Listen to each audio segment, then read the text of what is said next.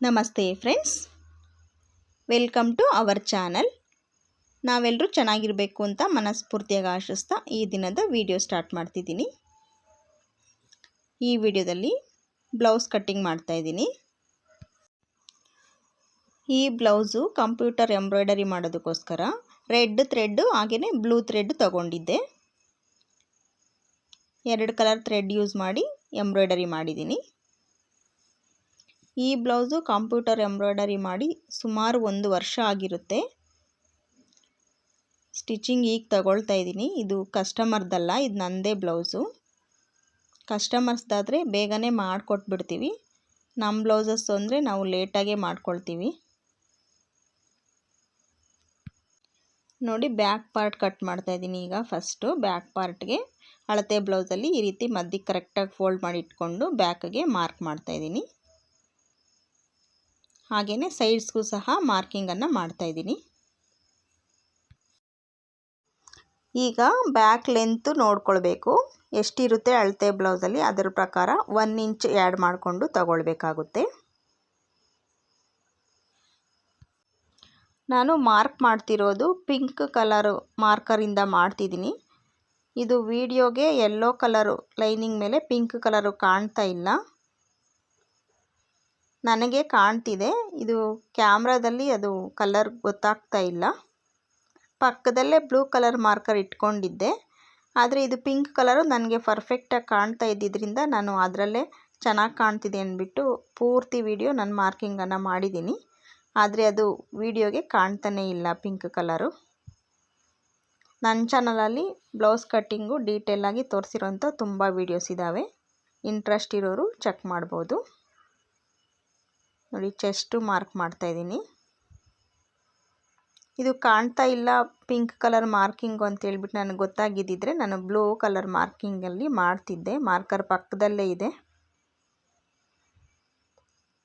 ಆದರೆ ನನಗೆ ಡೈರೆಕ್ಟು ಮಾಡುವಾಗ ಪಿಂಕ್ ಕಲರ್ ಚೆನ್ನಾಗಿ ಎದ್ದು ಕಾಣ್ತಿತ್ತು. ಮಾರ್ಕರಲ್ಲಿ ಮಾರ್ಕಿಂಗ್ ಚೆನ್ನಾಗಿ ಕಾಣ್ತಿತ್ತು.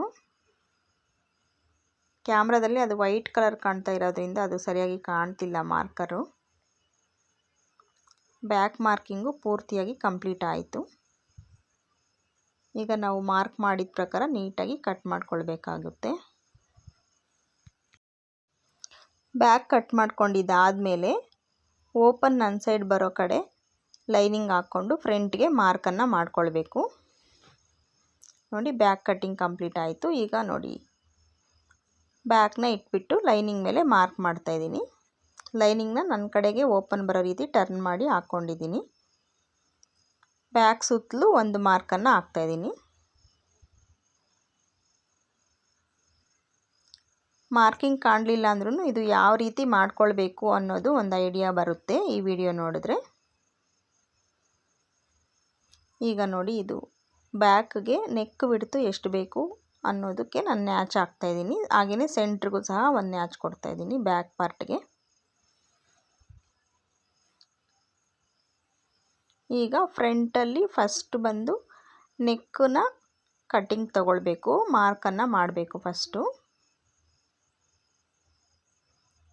ಕರೆಕ್ಟಾಗಿ ಅಳತೆ ಬ್ಲೌಸ್ ಇಟ್ಕೊಂಡು ಮೇಲೆ ಅರ್ಧ ಇಂಚು ಮತ್ತು ಪಟ್ಟಿ ಕಡೆ ಅರ್ಧ ಇಂಚು ಗ್ಯಾಪ್ ಇರೋ ರೀತಿ ನಾವು ಮೇಂಟೈನ್ ಮಾಡಿಕೊಂಡು ನೆಕ್ಕನ್ನು ಮಾರ್ಕ್ ಮಾಡ್ಕೊಳ್ಬೇಕಾಗುತ್ತೆ.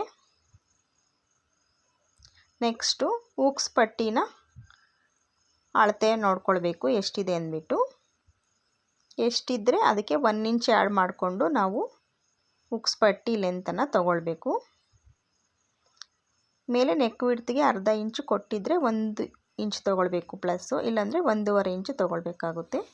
ಈಗ ನೋಡಿ, ಡಾಟ್ ಪಾಯಿಂಟು ಹಾಗೆಯೇ ಡಾಟ್ ಲೆಂತು ಸಹ ನೋಡ್ಕೊಳ್ಬೇಕು ಎಷ್ಟಿದೆ ಅಂತೇಳ್ಬಿಟ್ಟು. ಮೇಲೆ ಅರ್ಧ ಇಂಚು ಶೋಲ್ಡರ್ ಜಾಯ್ನಿಂಗ್ಗೆ ಟೇಪು ಬಿಟ್ಟು ತಗೊಳ್ತಾ ಇದ್ದೀನಿ. ಡಾಟ್ ಪಾಯಿಂಟ್ ತನಕ ಮಾರ್ಕ್ ಮಾಡಿಕೊಂಡು ಹಾಗೆಯೇ ಡಾಟ್ ಲೆಂತು ಸಹ ಮಾರ್ಕನ್ನು ಮಾಡ್ಕೊಳ್ಬೇಕಾಗುತ್ತೆ. ಕೆಳಗಡೆ ಅರ್ಧ ಇಂಚ್ ಎಕ್ಸ್ಟ್ರಾ ಕ್ಲಾತು ಇಟ್ಕೊಂಡು ಮಾರ್ಕಿಂಗನ್ನು ಮಾಡ್ಕೊಳ್ಬೇಕು. ಇಷ್ಟು ಆದಮೇಲೆ ಮೇಯ್ನ್ ಡಾಟು ನಾನು ಮಾರ್ಕ್ ಮಾಡಿದ್ದೀನಿ. ಇದು ಮಾರ್ಕಿಂಗ್ ಅಂತೂ ಒಂದು ಚೂರೂ ಕಾಣ್ತಾ ಇಲ್ಲ. ನಾನು ಹೇಳೋ ಪ್ರಕಾರ ಸ್ವಲ್ಪ ಟೈಲರಿಂಗ್ ಬರುತ್ತೆ ಅನ್ನೋರಿಗೆ ಅರ್ಥ ಆಗುತ್ತೆ. ಅದರ ಪ್ರಕಾರ ಮಾಡ್ಕೊಂಡು ಹೋಗಬೇಕು. ನೋಡಿ ಸೈಡಲ್ಲೂ ಎಷ್ಟು ಕ್ಲಾತ್ ಬೇಕು ಅನ್ನೋದು ಸಹ ಮಾರ್ಕನ್ನು ಮಾಡ್ಕೊಳ್ಬೇಕಾಗುತ್ತೆ. ಕಟಿಂಗ್ ಮಾಡುವಾಗ ನನಗೆ ನೀಟಾಗಿ ಕಾಣ್ತಿದೆ, ಅದು ಕ್ಯಾಮ್ರಾಗೆ ಕಾಣ್ತಿಲ್ಲ ಅದು ಕಲರು. ಯೆಲ್ಲೋ ಕಲರ್ ಮೇಲೆ ಪಿಂಕ್ ಕಲರು ಆರಾಮಾಗಿ ಕಾಣ್ತಿದೆ ನನಗೆ, ಆದರೆ ವಿಡಿಯೋದಲ್ಲಿ ಅದು ವೈಟ್ ಕಲರ್ ರೀತಿ ಕಾಣೋದ್ರಿಂದ ಅದರಲ್ಲಿ ಕಾಣಿಸ್ತಿಲ್ಲ. ನೋಡಿ ಫ್ರಂಟು ಮಾರ್ಕಿಂಗು ಸಹ ಪೂರ್ತಿಯಾಗಿ ಕಂಪ್ಲೀಟ್ ಆಯಿತು.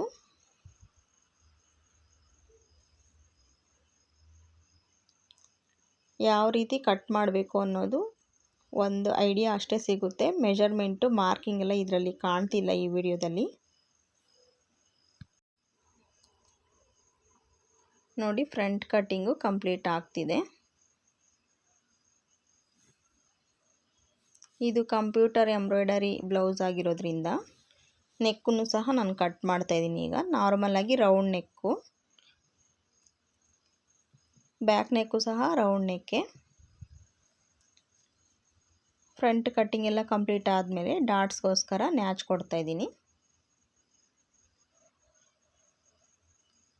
ಈ ಬ್ಲೌಸು ಈಸಿಯಾಗೇ ಕಟ್ಟಿಂಗ್ ಮಾಡ್ಬೋದು ರೌಂಡ್ ನೆಕ್ಕೆ ಆಗಿರೋದ್ರಿಂದ.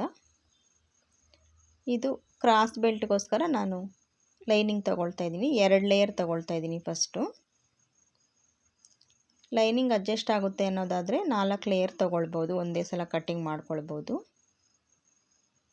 ಅಳತೆ ಬ್ಲೌಸು ಯಾವ ರೀತಿ ಇದೆಯೋ ಅದೇ ರೀತಿಯೇ ಮಾರ್ಕ್ ಮಾಡ್ತಾ ಇದ್ದೀನಿ ಕ್ರಾಸ್ ಬೆಲ್ಟ್ಗೂ ಸಹ. ಇಲ್ಲಿ ಎಷ್ಟಿದೆ ನೋಡಿಕೊಂಡು ಕ್ರಾಸ್ ಬೆಲ್ಟು ಸೈಡಲ್ಲಿ ಎಷ್ಟಿದೆ ಫ್ರಂಟಲ್ಲಿ ಎಷ್ಟಿದೆ ಅಂತ ನೋಡಿಕೊಂಡು 1 ಇಂಚ್ ಆ್ಯಡ್ ಮಾಡಿಕೊಂಡು ತಗೊಳ್ಬೇಕಾಗುತ್ತೆ.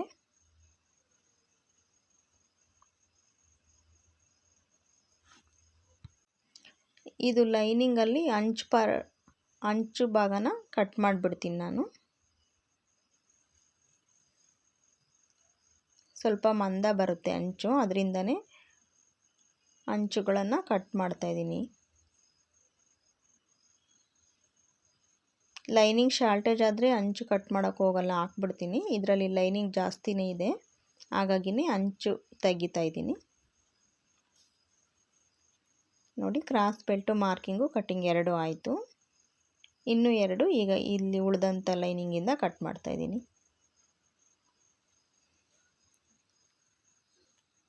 ನಾಲ್ಕು layer cross belt lining cutting complete ಆಯಿತು. ಈಗ ಇದರಲ್ಲಿ ಸ್ಲೀವ್ಸ್ ಕಟ್ ಮಾಡ್ತಾಯಿದ್ದೀನಿ. ಲೆಂತ್ ಎಷ್ಟಿದೆ ಟೋಟಲಾಗಿ ಚೆಕ್ ಮಾಡ್ಕೊಳ್ಬೇಕು ಫಸ್ಟು. ನಾನು ಈ ಬ್ಲೌಸ್ಗೆ ತುಂಬ ಸ್ಲೀವ್ಸು ಲೆಂತು ಜಾಸ್ತಿ ಇಡ್ತಾ ಇಲ್ಲ, ಕಡಿಮೆ ಇಡ್ತಾ ಇದ್ದೀನಿ. ಫುಲ್ ಲೆಂತ್ ಅಂದರೆ 9.5 10 ತನಕ ತೊಗೊಳ್ಬೋದು. ನಾನು ಇದಕ್ಕೆ ಅಷ್ಟು 10 ತನಕ ತೊಗೊಳ್ತಾ ಇಲ್ಲ, ಒಂದು 7 ಅಷ್ಟು ಲೆಂತ್ ಸಾಕು ಅಂತ 7ಗೆ ಇಡ್ತಾ ಇದ್ದೀನಿ. ಲೈನಿಂಗ್ ಈಕ್ವಲ್ ಆಗಿರೋದಕ್ಕೋಸ್ಕರ ಒಂದು ಲೈನ್ ಹಾಕಿ, ಅರ್ಧ ಇಂಚು ಮಾರ್ಜಿನ್ಗೋಸ್ಕರ ಒಂದು ಲೈನ್ ಹಾಕ್ಬಿಟ್ಟು ಲೆಂತ್ ಎಷ್ಟು ಬರುತ್ತೆ ಅಂತ ಚೆಕ್ ಮಾಡ್ತಾ ಇದ್ದೀನಿ. ಈಗ ನೋಡಿ ಲೆಂತು ಸ್ಲೀವ್ಸಲ್ಲಿ ಫೋಲ್ಡ್ ಮಾಡಿ ಬಾಟಮ್ ವಿಡ್ತ್ಗೆ ತೊಗೊಳ್ತಾ ಇದ್ದೀನಿ ಸ್ಲೀವ್ಸ್ ಕಡೆ.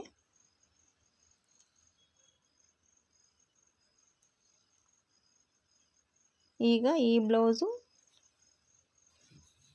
ಆರ್ಮ್ ಶೇಪು ಸಹ ಇದರಲ್ಲೇ ಮಾರ್ಕ್ ಮಾಡ್ತಾಯಿದ್ದೀನಿ. ಅಳತೆ ಬ್ಲೌಸ್ ಕರೆಕ್ಟಾಗಿದೆ, ಹಾಗಾಗಿನೇ ಅದ್ರ ಪ್ರಕಾರನೇ ಮಾರ್ಕ್ ಮಾಡ್ತಾಯಿದ್ದೀನಿ. ಈಗ ನಾನು ಕಟ್ ಮಾಡ್ತಾ ಇರೋವಂಥ ಸ್ಲೀವ್ಸ್ ಲೆಂತ್ ಬಂದು ಹಾಫ್ ಸ್ಲೀವ್ ಅನ್ನೋ ಥರನೂ ಇರಲ್ಲ, ಫುಲ್ ಸ್ಲೀವ್ಸು ಅನ್ನೋ ರೀತಿಯೂ ಇರೋದಿಲ್ಲ, ಸ್ವಲ್ಪ ಮಿಡಲ್ಗೆ ಬರುತ್ತೆ ಸ್ಲೀವ್ಸು. ನೋಡಿ ಸ್ಲೀವ್ಸ್ ಮಾರ್ಕಿಂಗ್ ಎಲ್ಲ ಕಂಪ್ಲೀಟ್ ಆಯಿತು. ಈಗ ಇದನ್ನು ನೀಟಾಗಿ ಕಟ್ ಮಾಡ್ಕೊಳ್ಬೇಕಾಗುತ್ತೆ. ಇಲ್ಲಿ ಲೆವೆಲ್ ಮಾಡ್ಕೊಳ್ತಾ ಇದ್ದೀನಿ, 2 ಕಡೆನೂ ಲೈನಿಂಗ್ ಈಕ್ವಲ್ ಆಗಿರೋದಕ್ಕೋಸ್ಕರ. ಸ್ಲೀವ್ಸ್ಗೆ ಈ ರೀತಿ ಕಟ್ ಮಾಡಿದ್ರೆ ಪ್ಯಾಚ್ ಹಾಕೋ ಅವಶ್ಯಕತೆ ಇರೋದಿಲ್ಲ.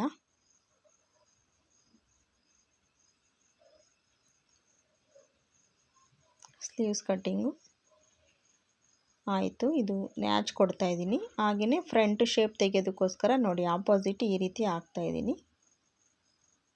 ನಾವು ಒಂದೇ ಕಡೆ ಫೋಲ್ಡಿಂಗ್ ಮಾಡ್ಕೊಂಡಿದ್ವಲ್ಲ, ಹಾಗಾಗಿ ಆ ಥರ ಫೋಲ್ಡಿಂಗ್ ಮಾಡಿದಾಗ ಈ ಥರ ಓಪನ್ ಮಾಡಿಬಿಟ್ಟು ಸ್ಲೀವ್ಸ್ನ 2 ಲೇಯರ್ ಮಾತ್ರ ತಗೊಂಡು ಫ್ರಂಟಿಗೆ ಶೇಪ್ ಕೊಡಬೇಕು. ಲೈಟಾಗಿ ಶೇಪ್ ಕೊಡ್ತಾಯಿದ್ದೀನಿ. ಇದು ಫ್ರಂಟ್ ಅಂತ ಗೊತ್ತಾಗೋದಕ್ಕೋಸ್ಕರ ಒಂದು ನ್ಯಾಚ್ ಕೊಟ್ಟು ಇಲ್ಲಿ ಸೆಂಟ್ರಿಗೆ ಒಂದು ನ್ಯಾಚ್ ಕೊಡ್ತಾಯಿದ್ದೀನಿ. ನೋಡಿ, ಸ್ಲೀವ್ಸ್ ಕಟ್ಟಿಂಗು ಕಂಪ್ಲೀಟ್ ಆಯಿತು. ಈಗ ಇದನ್ನು ಮೇನ್ ಕ್ಲಾತ್ ಮೇಲೆ ಸೆಟ್ ಮಾಡ್ತಾಯಿದ್ದೀನಿ. ಫಸ್ಟು ಸ್ಲೀವ್ಸ್ ಕಟ್ ಮಾಡ್ತಾಯಿದ್ದೀನಿ. ಒಂದು ಸೈಡ್ಗೆ ಪ್ಯಾಚ್ ಕೊಡಬೇಕಾಗುತ್ತೆ ಮೇನ್ ಕ್ಲಾತು, ಇನ್ನೊಂದು ಸೈಡ್ಗೆ ಕರೆಕ್ಟಾಗಿ ಬರುತ್ತೆ.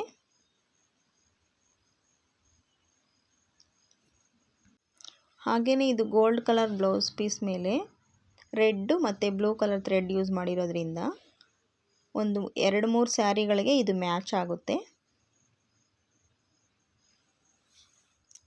ನೋಡಿ, ಸ್ಲೀವ್ಸ್ಗೆ ಸ್ವಲ್ಪ ಜಾಸ್ತಿನೇ ಪ್ಯಾಚ್ ಕೊಡಬೇಕು ಒಂದು ಸೈಡ್ಗೆ.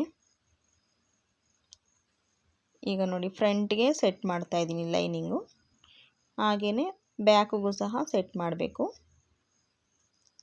ವರ್ಕ್ ಹಾಕುವಾಗಲೇ ನಾವು ಎಲ್ಲಿಗೆ ಬ್ಯಾಕ್ ಬರಬೇಕು, ಎಲ್ಲಿಗೆ ಫ್ರಂಟ್ ಬರಬೇಕು, ಹಾಗೆಯೇ ಸ್ಲೀವ್ಸ್ಗೆ ಎಲ್ಲಿ ವರ್ಕ್ ಹಾಕಬೇಕು ಅನ್ನೋದು ಮಾರ್ಕನ್ನು ಮಾಡಿಕೊಂಡೇ ಹಾಕಿರ್ತೀವಿ. ಆ ಥರ ಮಾರ್ಕ್ ಮಾಡ್ಕೊಂಡು ಹಾಕಿದ್ರೇ ಬ್ಲೌಸ್ ಪೀಸು ಅಡ್ಜಸ್ಟ್ ಆಗುತ್ತೆ. ನೋಡಿ, ಬ್ಯಾಕು ಕಟ್ಟಿಂಗು ಕಂಪ್ಲೀಟ್ ಆಯಿತು. ಈ ಬಾಟಮಲ್ಲಿ ಸ್ವಲ್ಪ ಜಾಸ್ತಿ ಇದೆ ಕ್ಲಾತು, ಅದನ್ನ ಟ್ರಿಮ್ ಮಾಡ್ತಾಯಿದ್ದೀನಿ. ಈಗ ನೋಡಿ, ಫ್ರಂಟ್ಗೆ ಒಂದು ಸೈಡು ವರ್ಕ್ ಇರುತ್ತೆ, ಇನ್ನೊಂದು ಸೈಡು ಪ್ಲೈನ್ ಇರುತ್ತೆ. ಇದು ಬ್ಲೌಸ್ ಪೀಸು 1 ಮೀಟ್ರ್ ಕ್ಲಾತ್ ಇರೋದ್ರಿಂದ ಸೆಟ್ ಆಗುತ್ತೆ. 1 ಮೀಟರ್ ಕ್ಲಾತು. ಕ್ಲಾತ್ ಕಡಿಮೆ ಇದ್ದರೆ ಎಂಬ್ರಾಯ್ಡರಿ ಮಾಡಿ ಸ್ಟಿಚ್ ಮಾಡೋದಕ್ಕೆ ಕ್ಲಾತು ಶಾರ್ಟೇಜ್ ಆಗಿಬಿಡುತ್ತೆ. ನೋಡಿ, ಫ್ರಂಟ್ ಕಟ್ಟಿಂಗು ಸಹ ಕಂಪ್ಲೀಟ್ ಆಯಿತು. ಇನ್ನು ಕ್ರಾಸ್ ಬೆಲ್ಟ್ಗೆ ಕ್ಲಾತನ್ನ ಕಟ್ ಮಾಡಬೇಕು. ಬ್ಲೌಸ್ ಪೀಸು ದೊಡ್ಡದಾಗೆ ಇರೋದ್ರಿಂದ ಆರಾಮಾಗಿ ಅಡ್ಜಸ್ಟ್ ಮಾಡಿ ಕಟ್ಟಿಂಗನ್ನು ಮಾಡ್ಬೋದು. ನೋಡಿ, ಈಗ ಉಳಿದಿರೋ ಅಂಥ ಕ್ಲಾತಲ್ಲಿ ಕ್ರಾಸ್ ಬೆಲ್ಟ್ಗೆ ಕಟ್ ಮಾಡ್ತಾಯಿದ್ದೀನಿ. ಕ್ರಾಸ್ ಬೆಲ್ಟ್ ಕಟ್ ಮಾಡಿ ಉಳಿದಿರೋ ಅಂಥ ಕ್ಲಾತು ಇನ್ನು ಸ್ಲೀವ್ಸ್ಗೆ ಪ್ಯಾಚ್ ಕೊಡೋದಕ್ಕೋಸ್ಕರ, ಹಾಗೆಯೇ ಉಕ್ಸ್ ಪಟ್ಟಿ ಕಾಜಾ ಪಟ್ಟಿಗೋಸ್ಕರ ಯೂಸ್ ಮಾಡ್ಕೊಳ್ಬೋದು. ಇನ್ನು ಈ ಬ್ಲೌಸು ಸ್ಟಿಚಿಂಗ್ ಎಲ್ಲ ಕಂಪ್ಲೀಟ್ ಆದಮೇಲೆ ಯಾವ ರೀತಿ ಬಂದಿದೆ ಅಂತ ಹೇಳ್ಬಿಟ್ಟು ಶಾರ್ಟ್ ವಿಡಿಯೋದಲ್ಲಿ ಅಪ್ಲೋಡ್ ಮಾಡ್ತೀನಿ. ಈ ವಿಡಿಯೋ ಹೇಗನ್ನಿಸ್ತು ಅನ್ನೋದು ಕಮೆಂಟ್ ಮೂಲಕ ತಿಳಿಸಿ. ಇದೇ ರೀತಿ ಟೈಲರಿಂಗ್ ರಿಲೇಟೆಡ್ ವಿಡಿಯೋಸ್ಗೋಸ್ಕರ ನನ್ನ ಚಾನಲ್ನ ಸಬ್ಸ್ಕ್ರೈಬ್ ಮಾಡಿಕೊಂಡು ಸಪೋರ್ಟ್ ಮಾಡಿ. ಈ ವಿಡಿಯೋ ಇಷ್ಟ ಆಗಿದ್ದರೆ ಈ ವಿಡಿಯೋಗೆ ಒಂದು ಲೈಕ್ ಕೊಡಿ. ಇಷ್ಟು ಹೊತ್ತು ಸಮಯ ಕೊಟ್ಟು ಈ ವಿಡಿಯೋ ನೋಡಿದ್ದಕ್ಕಾಗಿ ಧನ್ಯವಾದಗಳು. ಬಾಯ್ ಫ್ರೆಂಡ್ಸ್, ಜೈ ಶ್ರೀರಾಮ್.